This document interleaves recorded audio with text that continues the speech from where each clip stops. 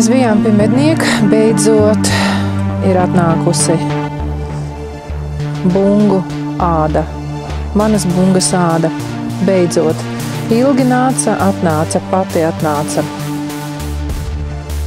Meža gariņi mums arī parādīja caur citiem gariņiem zīves, ka šeit mums arī ir jāapstājās un šis rituāls jāveic. Tālumā bija buciņi, tagad aizskrēja dzīvie buciņi, protams. Šeit arī ir buciņu pēdiņas. Var nofilmēt, ko ir buciņu pēdiņas. Tā.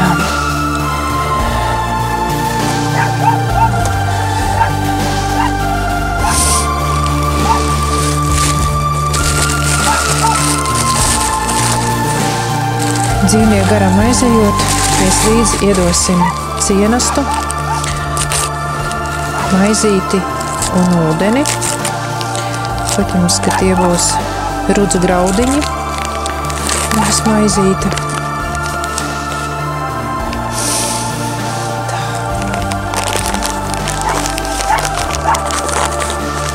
Un ūdens.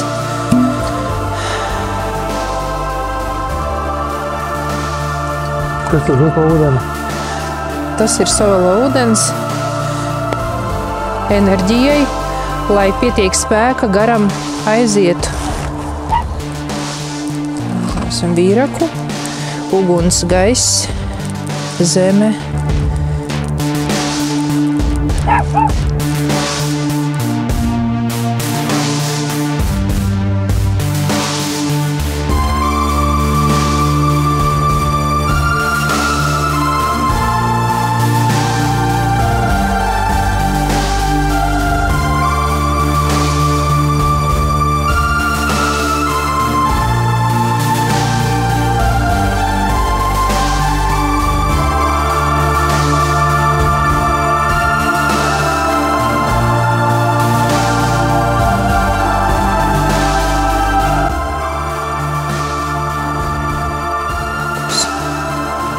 Jā, viss kārtībā, veiksmīgs, mēs esam samaksājuši, viss kārtībā.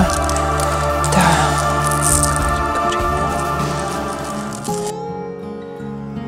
Šī ir tā diena, kad mēs tiekamies pie izstrādātas,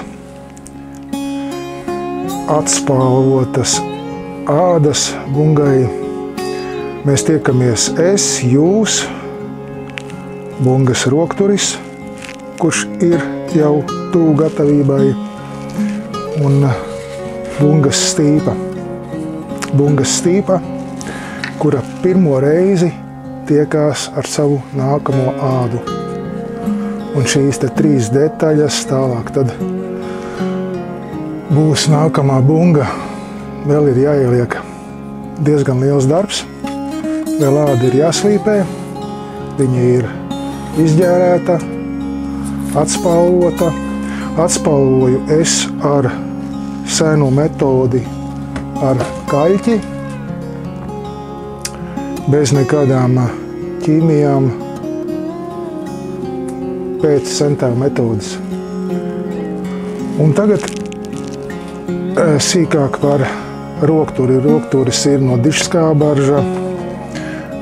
Man sieva izvēlējās šādu pūķi. Pūķim vēl nav acis. Acis būs no tāds vasks, sveķi, pūķu asinis saucās. No tā būs acis.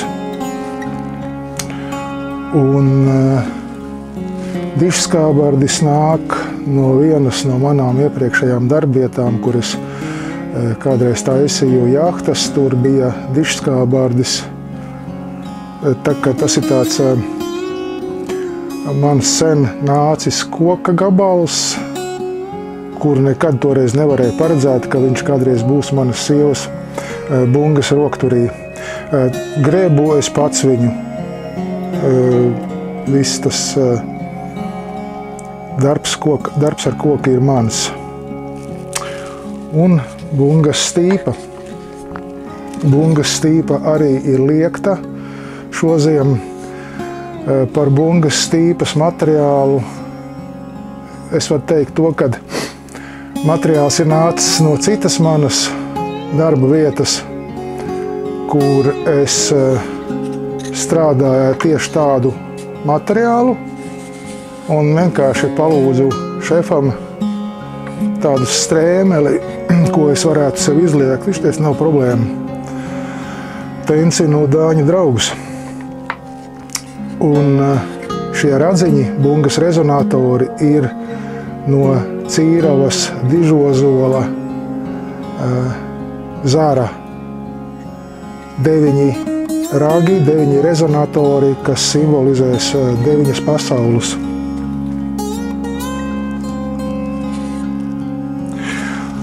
Bungu koku mērcēju es ezerā. Ja savai bungai koku mērcēju citā vietā, tad šai bungai es mērcēju tepat Liepājas ezerā.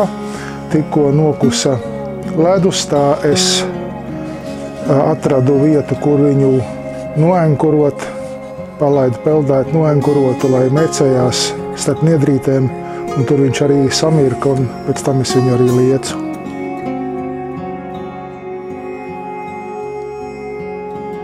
Un ādai tagad būs slīpēšana, tīrīšana, kasīšana, slīpēšana. Nu jā, es savai bungai stīpu liecu pats, ādu izstrādāju pats, tad tas notika stresaināk, es to darīju pirmo reizi.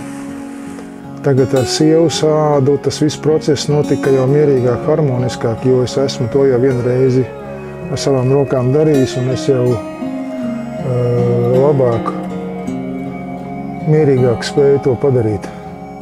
Ne tik emocionāli kā ar savu.